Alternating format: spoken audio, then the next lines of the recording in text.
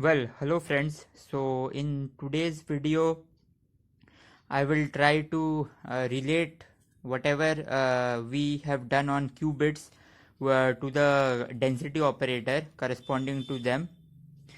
So I've already written some of the points. So as we have discussed, corresponding to a point in the Bloch sphere, we can get a state psi. So now let's look at the density operator corresponding to that state. So that will be psi psi, and automatically you see this is a pure state, because if you think of the box, the in the box way, this state just means that in a box I have been given just one state. So um, anyway you can also do that, rho square equal to rho or trace of rho square equal to 1 to see that this is a pure state. So this state is written just like this. So cos theta by 2, this we have seen in the previous video, into this. So this is the dual. I just took the dual, and now you do the multiplication, you will get a 2 cross 2 matrix, and that can be separated in this form, where these sigmas, this dot I have already explained in one of my videos on qubits on what this dot is, and this sigmas are the collection. So I must write it as sigma n. This sigma n is really, so sigma n is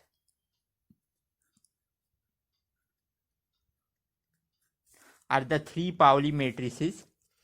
So now you see, and one more important point that will be important today is this, that norm of n is 1, because obviously this psi it's on the surface, and we also saw that this psi actually lives in S3 and its presence in S2 is just the Hopf vibration. Anyway, so let's proceed. So let's consider any sigma 2 by 2 matrix, so corresponding to the qubit spaces, can be written as summation over I pi I. Okay, so this can be done because sigma is a positive operator, and so you see each of these i's are orthonormal, but each of these i's has their own place in the Bloch sphere. So I can easily write this entire thing as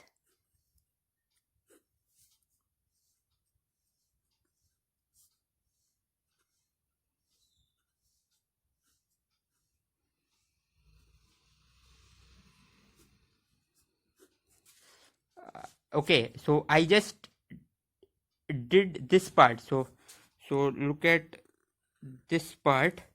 This part is this part is this part is this part. Okay. So moving on, summation pi is 1, so you get I by 2.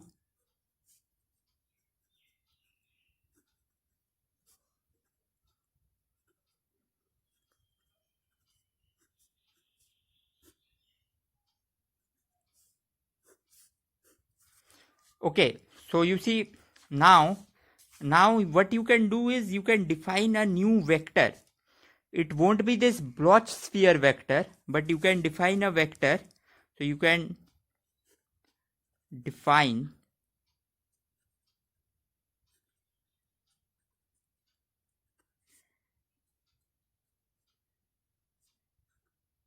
to be some r vector. So what this reduces to is,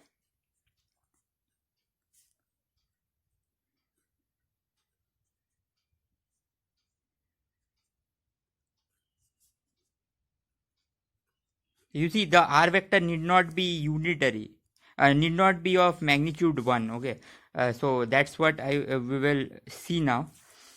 So you see, now this r vector, the point is, let's look at this. So let's suppose we have only two states, p1 and p2. So what is this r vector? So r is P1 N1 plus P2 N2. Okay.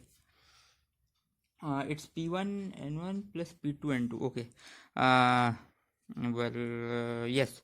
So now let's look at the magnitude of R.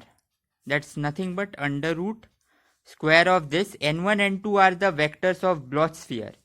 So what I get is P1 square.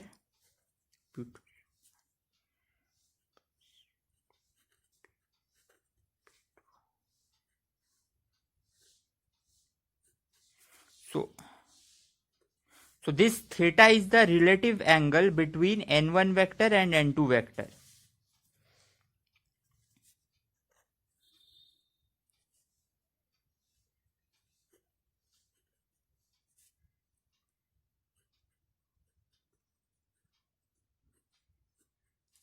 So I again arrange this magnitude in this form. Now you see there is a very interesting point here. Now when is this magnitude 1? Only if either P1 is 0 or P2 is 0. If either one is 0, then automatically you get a pure state, because your state rho will be summation over I equal to 1 to 2 pi I. So if P1 or P2 is 0, you get a pure state. That means if mod R is 1, you get a pure state. If cos theta is 1, cos theta R, the relative angle is 1, that means if theta is 0, then again you get a pure state. But you see, theta relative being 0 means N1 and N2 are same. N1 vector and N2 vector, as they are both unit vector, they are same. So that again means you get a pure state. So this means you can try to do this in the higher dimensions also. Not higher dimensions, sorry. With more of these vectors, okay, with more of these vectors. So it means that if mod of R is equal to 1, it means pure states. If mod R is less than 1, mixed.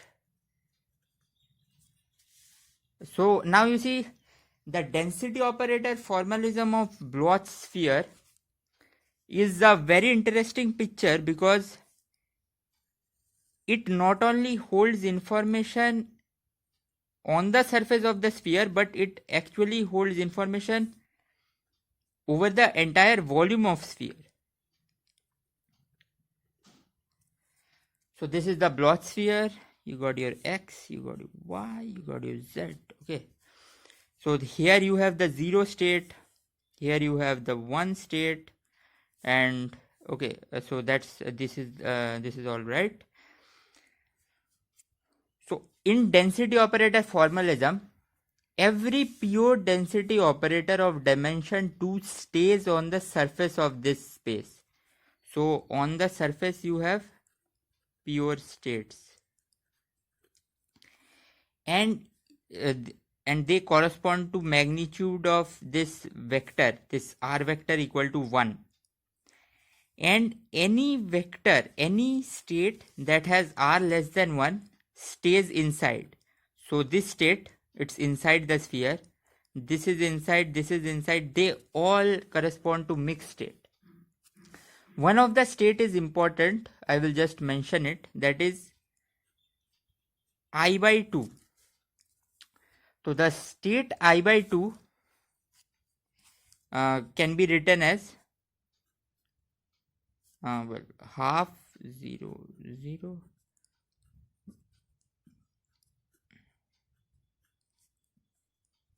So the state I by 2 can be written like in this form. So now you try to see. So you see I by 2 in this form is R vector has to be completely 0. So it sits right at the origin.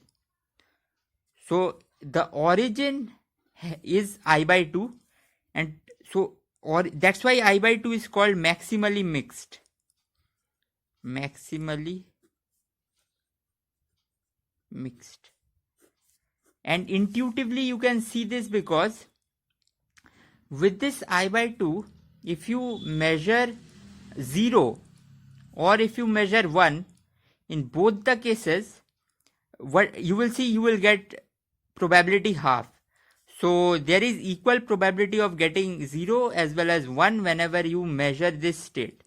So you don't get any information at all about 0 and 1 prior to measurement.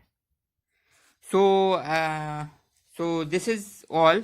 So I think it was clear that what it means for densities operators to lie on this Hilbert space, where they lie, and I think I hope it was clear. So that's all for this lecture. So we will meet in next video.